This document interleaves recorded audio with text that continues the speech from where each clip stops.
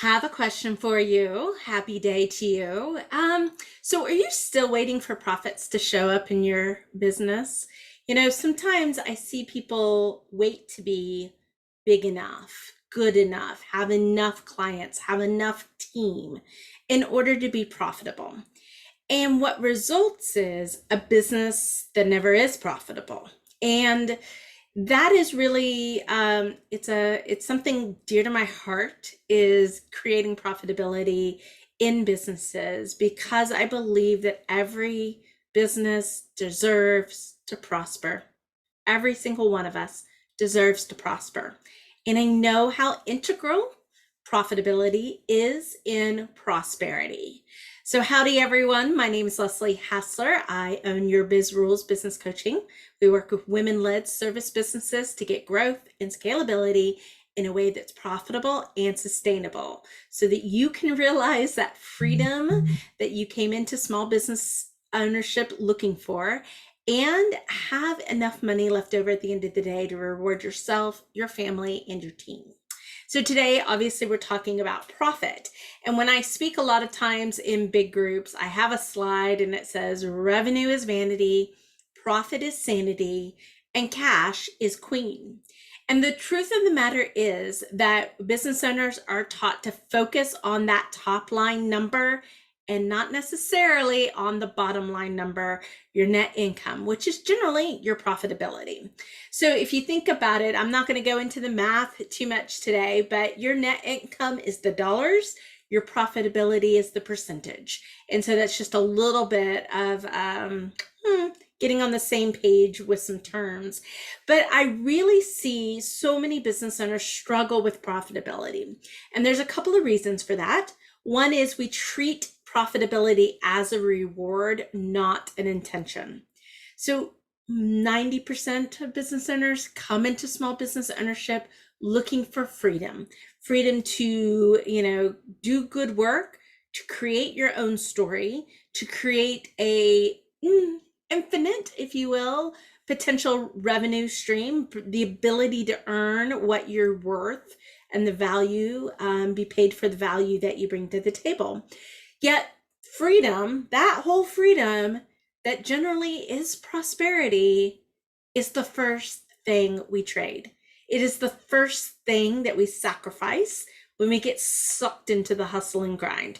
Now, for women entrepreneurs, here's what I think about the hustle and grind is you tell any woman that they have to hustle and grind, they're going to take that stuff to the nth level. They will become a martyr to it. And that doesn't serve you either.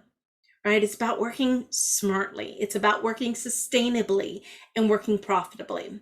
So I hate to bust the bubble, but there is no magical profit fairy waiting for you to reach some imagined milestone and come in and swoop in and say, today you are profitable. Because profitability is something that impacts businesses at 5 figures, at 6 figures, and at 7 figures. Believe me, crossing the $1 million milestone does not fix a lack of profitability. There is no magical number. So we have to think about profit a little differently. And that's really what I want to help you start on that journey, to think about it as more of an intention, as an expectation, something that you should achieve early on in your career, but know that at any stage of business, you can fix this. I'm going to actually today, what I'm going to do is give you 6 strategies that we use in our work with other businesses to fix profitability. So the first category, if you will, of strategies that fix profitability and boost your cash flow in a business so that you can invest in team, invest in equipment, invest in marketing, invest in all those growth initiatives that you've got on your list, is going to be the things you know. So the things you know are cost, like what does it cost you? Cost of goods, overhead, operations, to produce whatever it is that you're producing, and price. So everyone I know, first thing they go to cost, because it's easy. It feels instantaneous, like you can just make this change today. And the problem that I see is sometimes people cut off their nose to spite their face. Like they cut cost for the pure sake of cutting cost, not fully understanding which dollars actually produce a return on investment. That's what profit is anyways, right? So they will overcut their costs. They'll get to be too lean. Now, if you've had any trauma in your business, right? You've either had investments not go well, you've had clients not go well, team members not go well, anything which you have invested in not give you the return that you thought you would deserve. It's really easy to get into the miser role in your business and penny pinches the business to death. So we don't want to go that far. But I think the reason why people do that so frequently is this is the only knob they think they can turn. Having and doing the work that I do in price, I know that this is a knob not used enough. And while you may know that it's a dial that you can turn on your profitability dashboard, what you likely do is have a lot of head trash going on, mindset problems with the thought of raising your price, because everyone feels price sensitivity, right? Everyone feels that people don't want to pay. Universal feeling. Yet we never ask, how can we make it so it's simple to pay? How can we make it so it's so easy to say yes? And a lot of times price is all up here. It really is. The whole reason that you're not raising your price is your beliefs. And so a lot of times I know when I come in, I can show the facts and figures. I can show the logic that presents that the possibility is there to increase the price, right? And then we work on the mindset. We work on all those risks to mitigate them.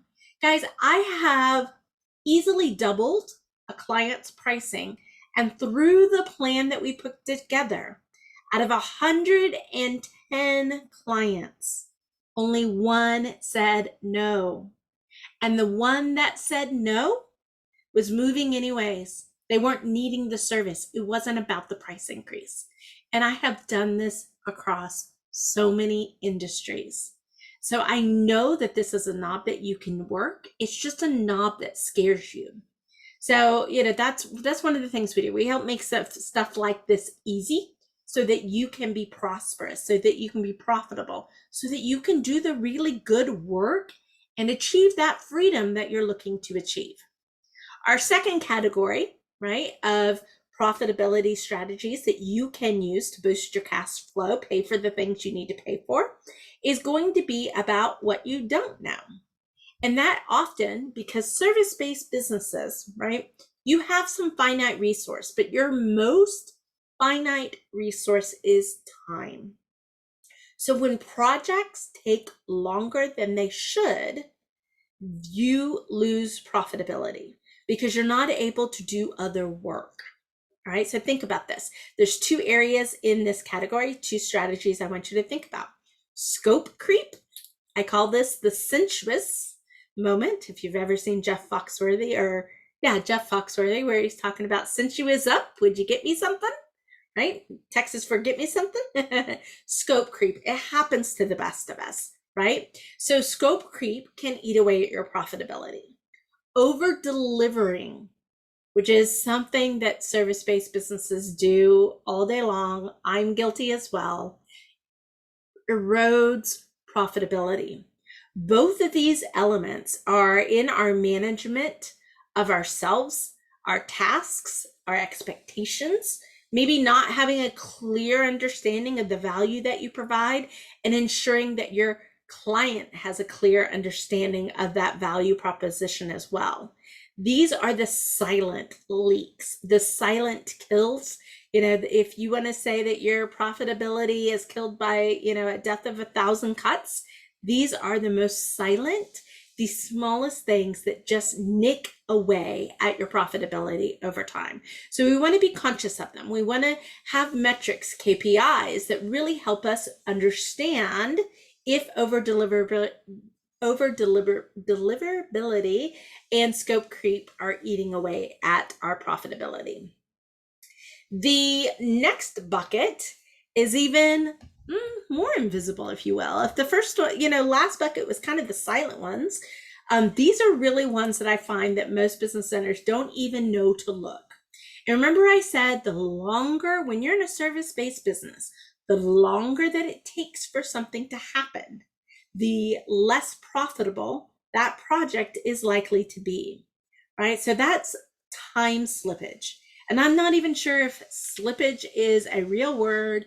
If it's not, okay, I make up words all the time, but that's okay, right? So time slippage is the act of something taking longer. Now, here's how this looks to you in a business is time slippage can happen when you really need to get back to a client to ask them for a review or important information, but you're so busy it doesn't happen for 3 days. That's 3 days of time slippage, okay? Or when your client is due to give you feedback in 24, 48, 72 hours, whatever your range is, and they don't for 3 weeks. That's time slippage. Because your attention is having to get on and off, on and off, on and off, you're being less effective and less productive in achieving whatever it is that you're trying to achieve and completing your service. And that leads to a lot of redundancy. It's truly difficult in a small business to get economies of scale. So we have to think about, especially if you are delivering a customized, individualized, personalized service, you've got to pay attention to time slippage. Now, there's lots of strategies that you can put into place that will actually help reduce that, right? Help keep it truly under control. But you need to bring attention and awareness to what's happening. It can be the difference of just fixing that. Just fixing time slippage in a business could easily increase a business by 25, 30%, hands down, without having to do or having to invest in something crazy. Okay, so it's a really important dial. It's a really important strategy to help boost your profitability. The last strategy is product mix. I perform a service. One of my services is a business audit. And as a business audit, I go in and I look at all those strategies that we talked about, all those areas of profitability, trying to find our opportunities. But this one, always hands down, is a home run for me in finding opportunity. And that's product mix. It is truly easy for people to always sell the least profitable items of their service toolkit. And I'm not saying you shouldn't have them. Sometimes it makes good business sense to have a lower profitability service item, provided that you know where the client needs to go next. You can get more than one sale off that client, right? That's an entry level. It's in a lot of ways, it's like the buy 11 donuts and get one free type of strategy and increasing your business. But what I typically see is that the lowest profitable service offerings tend to consume the highest amount of revenue. So that means we're spending majority of our time, 80% of our time, in the lowest 20% of profitability. Now, if you're not tracking your numbers, if you're not looking at things like timesheets and input into your service offerings, you're going to have a really hard time figuring this out. But 9 times out of 10, just shifting things, just working on the individual profitability of your services, understanding that you need to focus on product B instead of product A. These are really easy changes that can happen in a business. They're just not always the obvious ones because you don't know what to be looking at. So take one of these 6 strategies. Let me know what's your favorite one. I honestly, I use all of them when we're working with clients to get their cash flowing again so that they can invest in bigger growth, so they can do the things that they need to do, is hiring that team, investing in technology and equipment and marketing, all of the good things that it takes to successfully grow and manage your business. So I hope this helps you become more profitable in your business. If you've got a question, please feel free to let us know. And as always, if you're looking to do some growth in your business, but you're not sure how you're going to afford it and how you're going to make it happen, that's something that we can help with. And if you go to our Scaling Rich quiz, which is scalingrich.com, in 10 minutes, we can help illuminate what your growth plan can be that can truly take your business to the next level so you can enjoy that freedom so that you can prosper at the end of the day. So that's it for today, guys. I hope you're doing well. You have someone that needs to hear this, feel free to share this, comment, like, share it with your friends. That's how we know that this is really providing value. So that's it for today, guys. I'm Leslie Hassler with Your Biz Rules Business Coaching.